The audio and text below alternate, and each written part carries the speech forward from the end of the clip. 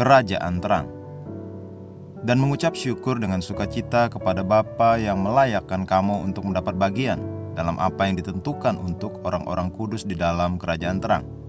Ia telah melepaskan kita dari kuasa kegelapan dan memindahkan kita ke dalam kerajaan anaknya yang kekasih. Kolose 1 ayat 12-13. Ketika dilahirkan kembali, engkau telah dipindahkan dari wilayah kegelapan ke dalam kerajaan anak Allah yang kekasih. Tetapi penting bagi engkau untuk memahami prosesnya. Bukan setelah engkau menjadi orang Kristen, engkau dipindahkan dari tempat kegelapan ke tempat terang.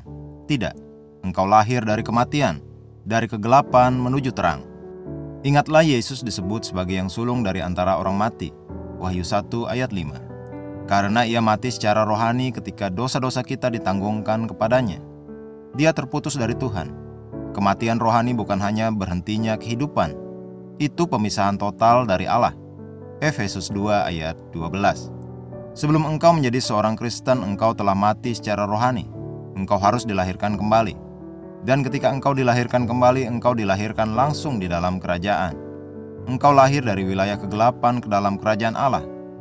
Jadi hari pertama engkau menjadi seorang Kristen, engkau berada di kerajaan terang, kerajaan anak Allah yang kekasih. Inilah sebabnya mengapa engkau tidak perlu berdoa agar Tuhan membebaskan engkau dari kegelapan. Engkau tidak membutuhkan pembebasan dari setan, karena engkau tidak berada dalam kekuasaannya. Engkau tidak berada dalam kegelapan, engkau berada dalam terang. Yang engkau butuhkan adalah mengetahui kebenaran, karena Alkitab mengatakan, dan kamu akan mengetahui kebenaran, dan kebenaran itu akan memerdekakan kamu. Yohanes 8 ayat 32. Bagi orang yang tampaknya mengalami kegelapan meskipun telah dilahirkan kembali, solusinya sederhana. Terimalah firman Tuhan, terangnya, ke dalam dirimu dan berjalanlah sesuai dengan itu. Itu akan mengeluarkan setiap kehadiran setan. Engkau tinggal di kerajaan, duduk bersama Kristus, jauh di atas semua kerajaan dan pemerintah dan penguasa, dan kekuasaan dan setiap nama yang dapat disebut. Efesus 1 ayat 19-21. Efesus 2 ayat 6. Terpujilah Tuhan. Mari kita mengucapkan pengakuan. Aku telah dipindahkan dari wilayah kegelapan ke dalam kerajaan anak Allah yang kekasih, jauh di atas semua kerajaan, dan pemerintah, dan penguasa, dan kekuasaan, dan setiap nama yang disebutkan.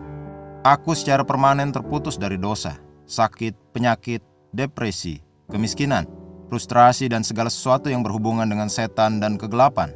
Aku berjalan dalam kemuliaan kekal Allah dan memerintah dalam hidup melalui Yesus Kristus. Puji Tuhan.